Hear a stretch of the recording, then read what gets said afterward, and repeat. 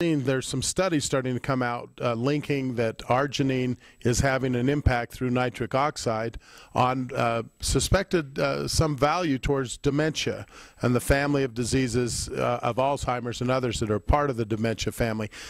What advice or what experience have you had with regards to how the V3 products, Pro-arginine, Mystica, Core Greens, and the use of vitamin D, if in that case, how would you see that would influence somebody who's wants to prevent dementia, but maybe is in the early stages? Let me tell you first what Alzheimer's is, because when I went to school, it was a mystery and so forth, and it is still for a lot of people. But it's actually an infection of the cold sore virus. Cold sore virus, herpes 1. Things that pop on your lip, and it goes into your brain. And 100% of people have this virus. You better have it by the time you're about 5 to 10, because if you get it as an adult, you really get something bad that you may not ever recover from. So here we have something that seems innocuous only because we're so familiar with it, but it is bad. Well, why doesn't everybody get Alzheimer's? Because Alzheimer's is a specific kind of dementia. It doesn't mean that everybody gets Alzheimer's as they get old, but we get different kinds of dementia. So Alzheimer's is a very special thing. It's important to know for two reasons. One, because what we'll talk about, but secondly, in September, which didn't happen, but soon, we're supposed to get 2 new things from the FDA. First of all, a test for Alzheimer's. It's a genetic test. That's why everybody doesn't get it. You have to have a susceptibility. So if you can be identified as somebody at risk for it, that is something that is really worthwhile. Up until this afternoon, who cares? Because if there's not a treatment, I've got something to worry about. I'm going to get Alzheimer's.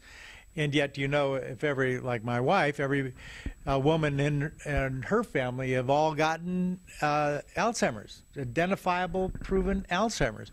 So she doesn't like this.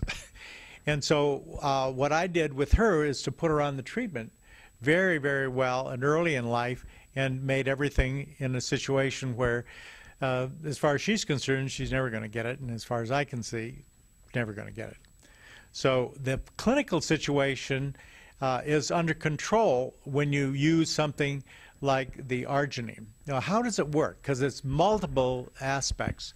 You have to have, again, a tendency for the alkalization of the body. You have to have something so that when you do something appropriate, the body will be ready to accept it as a prevention more than a treatment.